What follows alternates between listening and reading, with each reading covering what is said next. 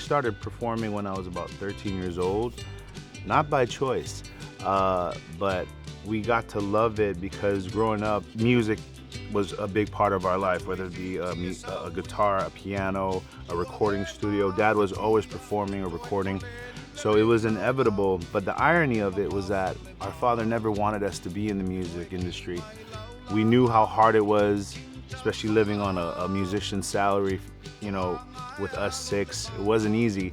So he didn't really want it for us, but it was inevitable. That's why we all sing and play, and we just didn't know any better. We just made 10 years with the Common Kings. We started as Not Too Soul before that, but as I'm traveling around the world, there's a lot of parts in this world that I'm not known as the guitar player from the Common Kings. They look at me and they say, that's Jerome Gray's son. And to this day, I'm honored by it. I loved playing bass. That was actually my first instrument, but then my brother taught me how to play the guitar. I would play bass at my dad's place. It's this place called Sam's Seafood in Huntington. And I was getting paid $50 at a 13, 15, 14-year-old. That's the life. You never thought you could make that kind of money. And it was all playing by ear. And it was just learning from the old man and just kind of getting into the groove, the experience. There's some things school can't teach. Learning how to play in the pocket, following him as he's changing notes, as the crowd singing along and playing a drum machine. It was a lot for a 13-year-old, but that experience I was able to take, and I loved it so much, and I said, no, how can I go to school for this? And my brother really pushed me into saying, you know what, you should take this as a full-time career, and why don't you just study it? So I was able to get an actual scholarship in high school, and that helped me fund going to Claremont, which they were holding a scholarship camp for Berklee School of the Music of the Arts. So I was invited to go there, and talk about a wake-up call.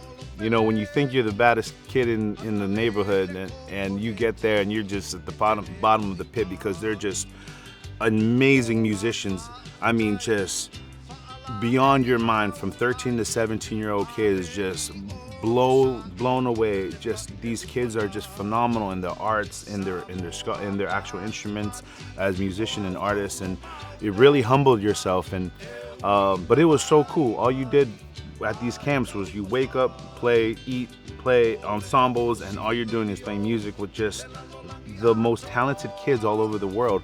But you knew that you had so much more to learn, and I think I wouldn't have been able to experience that and take my career further if I didn't have a scholarship that helped fund me and that believed in me. So I think that's a big reason why we put together this scholarship. And it was such a cool time in my life, being out of high school and seeing that transfer to college and really solidifying, like, yo, this is really what I want to do for a living. The Jerome Gray Scholarship is a scholarship that is supporting Pacific Islander students that are pursuing their career in the arts, whether it be music or acting, theater. So that is such a passion of ours, and we'd love to help support Pacific Islander students in that. March 26th, 2022, make sure you join us at the We Are Samoa Gala, honoring our father Jerome Gray and the legacy he's left behind, but most importantly, just come in and have a great time at this amazing event. And if you can't make it, we're gonna send you guys a link and have a whole site that you can show your support in any way to these amazing causes and helping out to give back to the community. We love you guys. Stay tuned. Stay golden, Pony Boy.